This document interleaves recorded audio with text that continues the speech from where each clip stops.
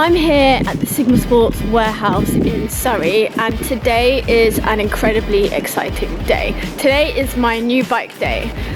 So we're gonna head inside, gonna speak with the mechanics whilst they build it, gonna see what it's like. I have no idea what colour it is, and yeah, I'm so excited.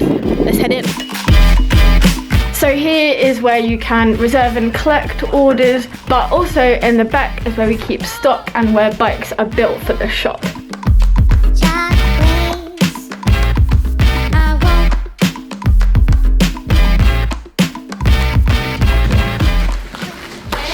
How you doing? I'm good. Oh my god. Pretty cool colour.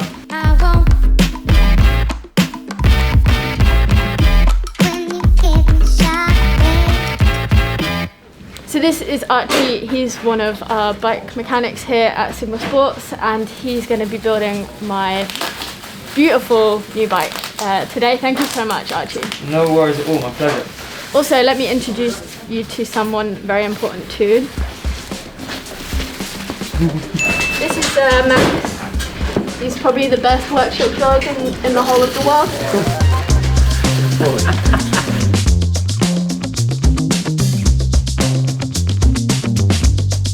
So this is the new Cervelo Aspero-5.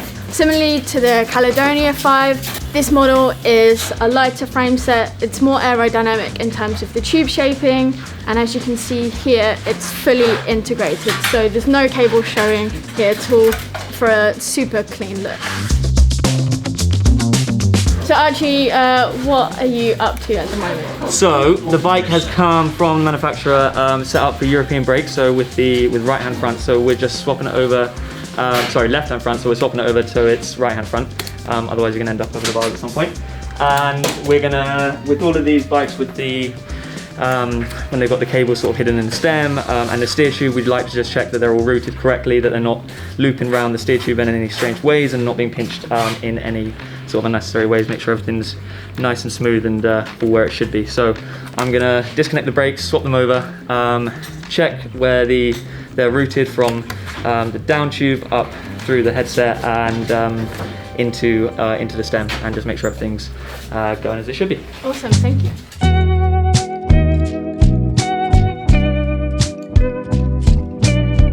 How long have you been a mechanic?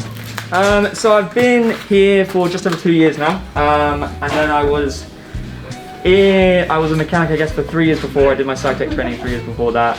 Was on and off it for a little while, but really have learned most of what I know from coming here. I guess like the lovely thing about coming to a workshop like this is the wealth of knowledge is just huge. Like, I thought I was qualified before I came here, and I think I learned like 6 or 7 times what I knew within the first month or 2 months. Yeah.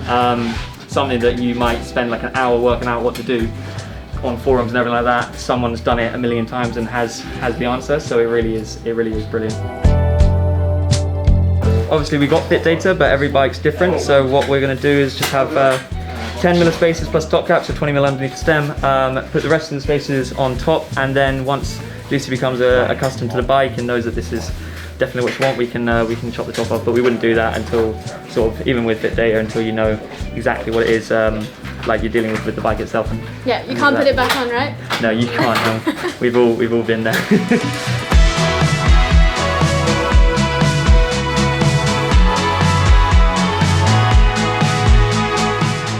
Do you have any sort of tips and tricks that you've picked up over your years as a mechanic, either building bikes or just working on bikes? Like, do you have any advice? I mean, lots, to be fair. Like, one of the brilliant things about working in a workshop like this big, with such a sort of wealth of knowledge, especially coming from not so inexperienced like myself, relatively new to the game compared to a lot of these guys. So you pick up like lots and lots of different things. In relation to this bike, I guess, one of the things we do with Di2 bikes, so you got the battery, which is in the seat post, and you end up with a cable which is connected to the battery and then drops down the seat tube and comes to a junction box in the bottom bracket. So one of the things that we like to do is just get a bit of heat shrink, which is just like just this plastic sort of material which when you heat up it shrinks, obviously. And it just means that if any water does get down into the seat tube and between the seat post and seat tube, then there's just no chance of water getting into the battery, into the Di2 unit. So it just makes you safe. Nothing's going to short or anything like that. Another one, which I guess is more useful, when we're taking the rear wheel off, we often see when we're doing services that there's quite a lot of scratching down like the inside of the chainstay. With this bike, it's not really very necessary because you actually have a rubber chain guard, stay guard. But what we tend to do is we make sure that the chain is in the biggest cog at the back, or the easiest one, and then the smallest one at the front, so basically your easiest gear.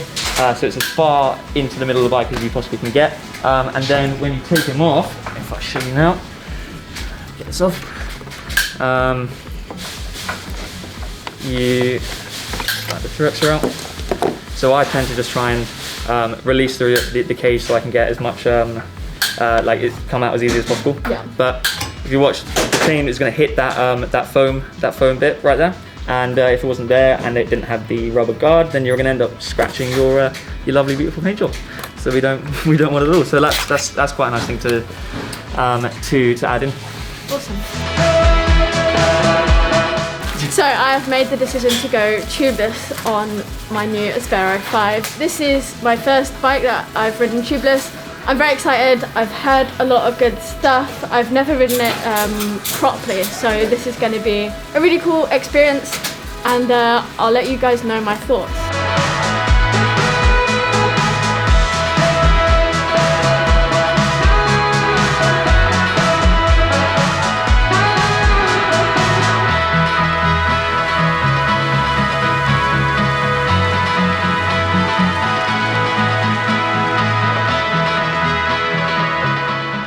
Now she's all done, ready to hit the trails now.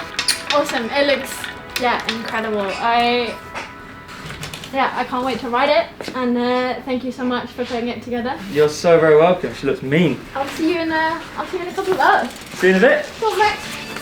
Go on, bud. Go on.